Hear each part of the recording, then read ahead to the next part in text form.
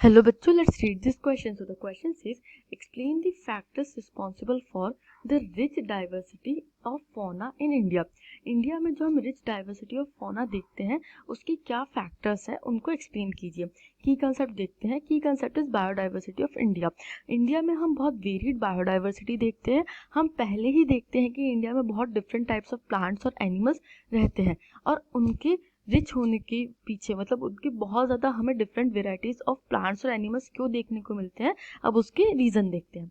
First is natural habitat. India has the suitable tropical climate for flourishing of flora and fauna. The diverse physical feature of India provide natural habitat to variety of animals, birds, fishes, insects and microorganism to flourish.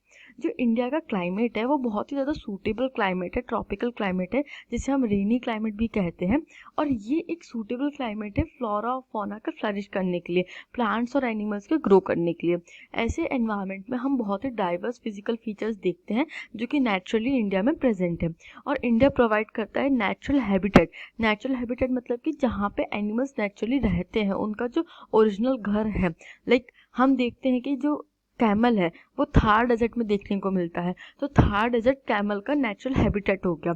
इस तरीके से जो याक है वो लद्दाख वाले reason में देखने को मिलता है, तो लद्दाख जो है वो याक का नेचुरल हैबिटेट हो गया. तो ये जो नेचुरल हैबिटेट है ये वेराइटी ऑफ एनिमल्स का नेचुरल हैबिटेट हमें इंडिया में देखने को मिलता है. और variety of animals, birds, fishes, insects etcetera हमें इंडिया में देखने को मिलते हैं. माइक्रो ऑर्गेनिज्म भी हमें बहुत सारे देखने को मिलते हैं और ये फ्लरिश करते हैं इस एनवायरनमेंट में, इस क्लाइमेट में. Second is Indian culture.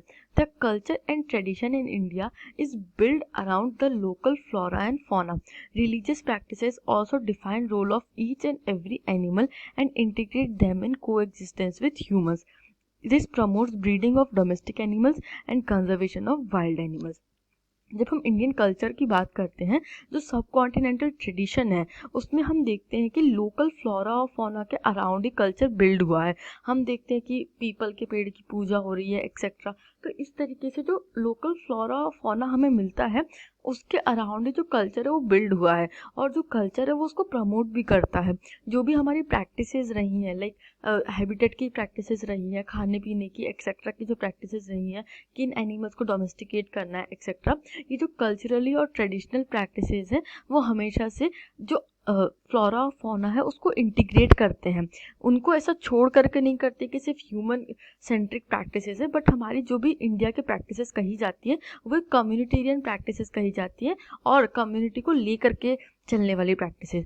जो रिलीजियस प्रैक्टिसेस है उनमें भी देखते हैं कि हर तरीके के एनिमल का एक रोल डिफाइंड है, हर प्लांट का एक रोल डिफाइंड है और इस तरीके से वो इंटीग्रेट कर देते हैं प्लांट्स को और ह्यूमंस को इन अ को एग्जिस्टेंस. वो किसी भी एनिमल को एलिमिनेट करने की बात नहीं करते हैं कल्चर और ट्रेडिशन में, हमेशा को एग्जिस्टेंस की बात करते हैं. इसी में हम देखते हैं कि डोमेस्टिक एनिमल्स की ब्रीडिंग करी जाती है और वाइल्ड एनिमल्स को भी कंजर्व किया जाता है, प्रोटेक्ट किया जाता है. Third is various government led conservation schemes. अब सिर्फ नेचुरल फैक्टर्स और कल्चरल फैक्टर्स नहीं है, बट जो पॉजिटिव स्टेप्स लिए जाते हैं, इंटेंशनली जो स्टेप्स लिए जाते हैं वो भी एक मेजर पोर्शन है जिस वजह से हम देखते हैं कि इंडिया में इतना वाइड फ्लोरा और फौना देखने के लिए मिलता है. Various governments have taken positive steps in protection and conservation of different categories of animal species. 18 biosphere reserves have been set up in the country to protect flora and fauna. Eco-developmental projects like Project Tiger, Project Rhino, Project Great Indian Bustard have been introduced. 103 national parks, 535 wildlife sanctuaries and various zoological gardens have been set up to take care of natural heritage. हम देखते हैं कि बहुत सारी schemes और government led conservation programmes चलते हैं जिसमें कि 18 बायोस्फीयर रिजर्व सेटअप किए गए हैं फ्लोरा और फौना को प्रोटेक्ट करने के लिए.